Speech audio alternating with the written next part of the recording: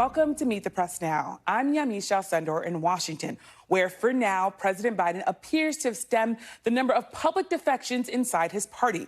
But Democrats still remain deeply divided over whether or not President Biden should step aside. Today, Democrats in both the Senate and House met for the first time since the president's disastrous debate performance nearly 2 weeks ago.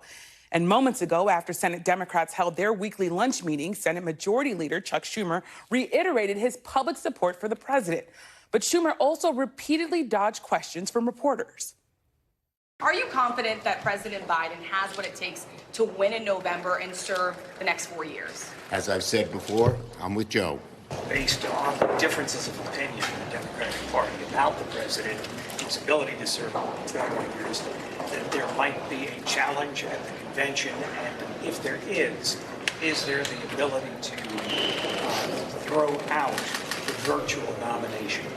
As I've said before, I'm with Joe. Senator Murray, who just left, made a statement last night saying that she believes that Biden needs to do more to demonstrate that he's strong enough to defeat Donald Trump, articulate a vision, and must seriously consider the best way to preserve his legacy. Do you agree with her sentiment? As I've said before, I'm with Joe. Senator Schumer, doesn't it leave Democrats in a difficult...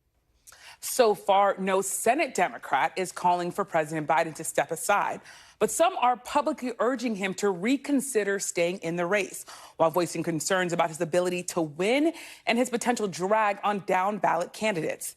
That comes after House Democrats huddled behind closed doors earlier today in what lawmakers described as a frank conversation about the president. Most lawmakers avoided reporters after the meeting, but others made clear they are standing by President Biden.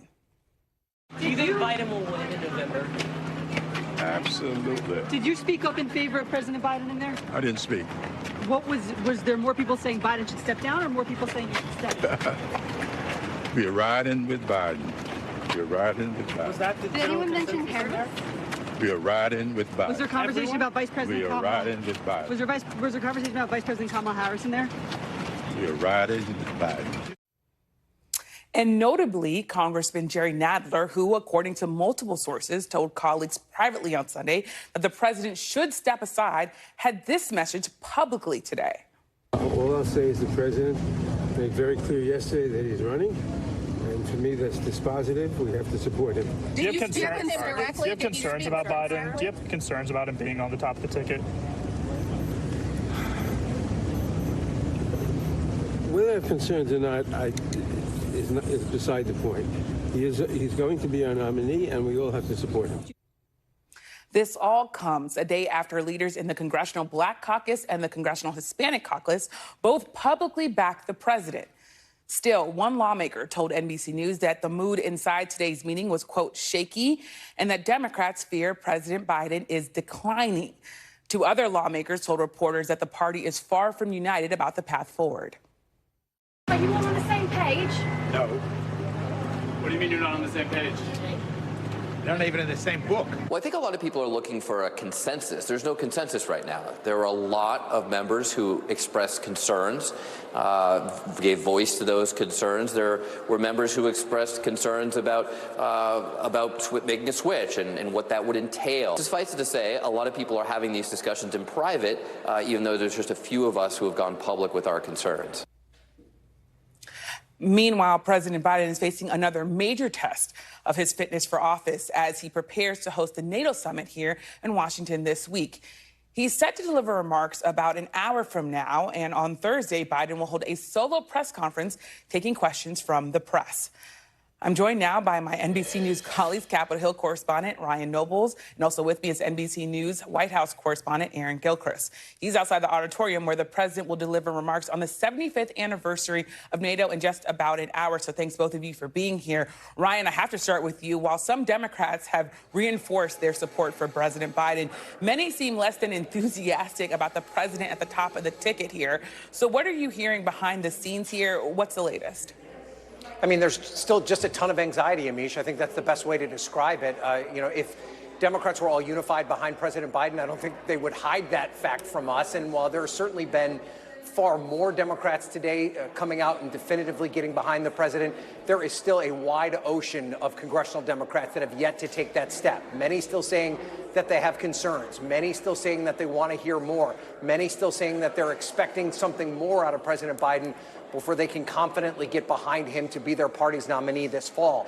The problem is they're running out of time. Of course, there is a nominating contest that's coming up in just a few weeks, but the bigger problem for them is that the longer this goes, the longer President Biden twists in the wind, that opens up the door to Republican attacks, and it makes it much more difficult when they do finally come around to make the case that they're 100% behind him going forward. So, the Senate Democrats, for instance, had a closed-door meeting, a closed-door lunch this afternoon. They came out of that meeting. They had the opportunity, hundreds of reporters standing around where they all could have said, yes, we're all together on this. We're all behind President Biden. Most of them chose not to do that, say that they didn't have any comments, just that it was a good discussion, and they're waiting to see more. So at this point, there's still a lot of uncertainty here as to what the path forward is for Democrats. Well, Ryan, as you laid out with all that uncertainty and lawmakers dodging reporters' questions, I wonder, does it appear that House Democrats are focused on unifying at this point? No, I mean, I wouldn't say that. I mean, I think that that's the path that they'd like to get on. That's the goal that they have. But what unification looks like amongst Democrats right now seems to be the open question. There are still many Democrats who are telling us privately they do not have confidence in President Biden to be their nominee, and they're unwilling to just roll over and accept him as the nominee just because the president seems unwilling to come to that conclusion. So there's going to be a lot of soul searching amongst these Democrats over the next couple of days to try and figure out what their next steps are. The problem is they may come to a point where if their end goal is for him to step down, that there needs to be some sort of public détente between congressional leaders and the White House and the president himself where they call on him to step down. And I mean in wide numbers with the big congressional leaders, not just a few House rank and file Democrats. They may not be willing to do that because if they take on that challenge and he refuses and stays at the nominee, that may be the death knell to the Biden campaign going forward. Yeah, definitely a lot of things going on Capitol Hill, and definitely a close space to watch here. Thank you so much, Ryan Nobles, for your reporting. And Aaron, I want to come to you. What's the sense inside the White House about where things stand right now? And do aides really think that President Biden has sort of come through the worst part of this storm? Well, Yamiche, President Biden has made it clear that he is staying in the race and that there's no equivocation on that point. He's made that point both to congressional leaders. He spoke with governors, Democratic governors last week. We know this week, as you noted, he's spoken with members of the Congressional Black Caucus. We've been able to confirm that he will speak with Democratic mayors tonight. So the campaign, I think, would say that the president has been out there engaging with members of the party, but he's also been out there talking to members of the public, talking to voters, trying to reassure them that not only is he staying in the race, but that he is the man who can beat Donald Trump. That's what he's been saying as he's been out on the campaign trail. And so I think from our reporting, there's a sense that perhaps some of the bleeding has stopped around the president's debate performance almost 2 weeks ago now, but that doesn't necessarily mean that the wound has healed. And so we anticipate that the campaign will continue to both talk about the sort of the talking points that a campaign would be talking about at this point in terms of how they believe President Biden will be a better president than President Trump would be in a second term. And they'll also continue to put the president out there to make sure that he's in front of potential voters and that he's engaging with other political leaders as well to show that not only is he staying in the race, but he still has the stamina, the vigor, and the mental acuity to execute on the job of beating Donald Trump in November and then going on to continue to serve for another 4 years, Yamiche. And Aaron, as you talk about political leaders, some of the political leaders are both people that are elected officials, but also donors that give a lot of money to the Democratic Party and allow his campaign to do things like buy ads and all the things that they want to do. So is the president sort of more concerned about losing the support of members of Congress or those big, deep-pocketed donors? Well, the campaign has made the point that President Biden is more focused on voters than any of these people. The president himself, I think, said yesterday in his interview on MSNBC that he's not worried about the big dollar donors out there, that he's more focused on trying to assure the American people that he is the person who can win in November and that his policies are ones that will prove to be beneficial to people across the country. There was a point at which the campaign shared that donations to the Biden-Harris campaign were still robust. We know that in the days immediately after the debate, the campaign said they were able to raise more than $30 million, a good portion of that from grassroots donations. I think making the point that there are still people across the country who are supporting President Biden, and the president seemed to indicate that he wasn't too terribly concerned about the big dollar donors out there. But of course, campaigns are run and need that money in order to operate. And so even with the tremendous war chest that we know the Biden campaign has, there is still going to be that need for the campaign to raise money to be able to continue on through November. Yeah, certainly they're going to need to raise money to really sort of power their campaign. But I also want to ask you about some other high-stakes issues that President Biden is facing this week. There's the NATO summit, which, of course, is where you are. But there's also Thursday's press conference where he's going to take questions from members of the press, our colleagues. How is the president preparing for both of those big things? Well, we know the president returned here to Washington Sunday night after some campaign events and has been in NATO prep mode, if you will, since that time. And when he meets first tonight, in the next less than an hour, we expect the president to be arriving here at the Mellon Auditorium, where the NATO organization was created 75 years ago. And he's going to speak about the importance of the organization, particularly as it relates to supporting Ukraine in its fight against Russia.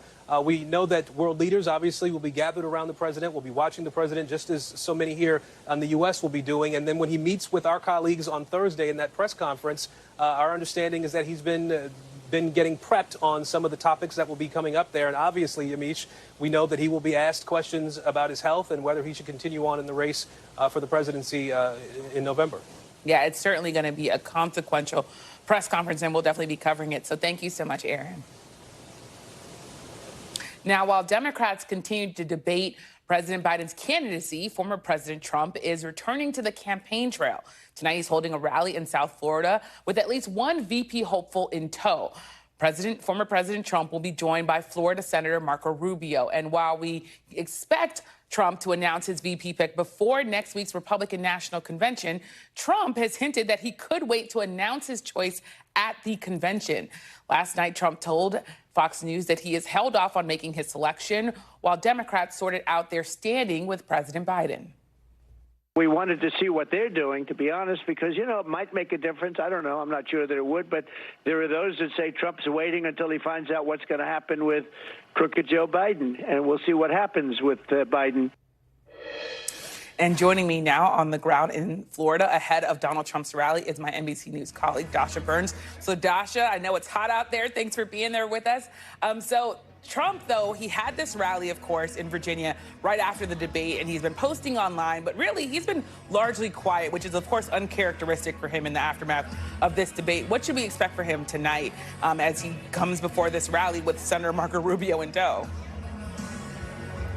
Yeah, Yamiche, it's been an odd time as a reporter covering former President Trump because it's very rare that he goes this long without owning a news cycle. But that's exactly what he and his campaign have done. They've sort of sat back and watched what's going on the other side of the aisle. And today, you're right, it is brutally hot out here, but crowds are gathering, and we see in the audience the front row is reserved for the former president's family members. We're going to likely see Eric Trump, Donald Trump Jr., his fiancee Kimberly Guilfoyle, some other Trump family members, also Marco Rubio and his wife, and 2 seats reserved for Marco Rubio as well. So quite an event here where, they're all local and they are all going to be here today, Yamiche. Yeah. Definitely a lot to watch there. I also want to ask you, as we talk about the VP stakes here, what's the latest thinking based on your sources and NBC News' sources when it comes to former President Trump's thinking when it comes to his VP pick?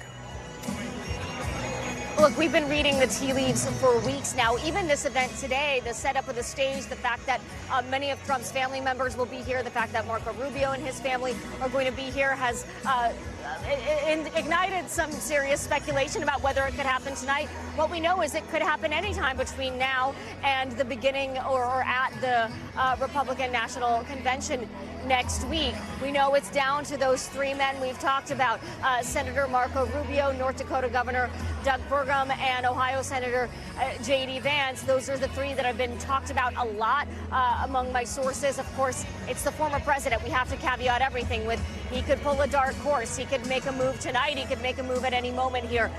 He has said as recently as last night that he's thinking closer to the convention, potentially at the convention, but we're ready for it whenever it happens, Yamiche. Yeah, we're certainly ready for it because, of course, we have you there in Florida, and we'll keep reading the tea leaves until then. Thanks so much, Dasha. Thanks for watching. Stay updated about breaking news and top stories on the NBC News app or follow us on social media.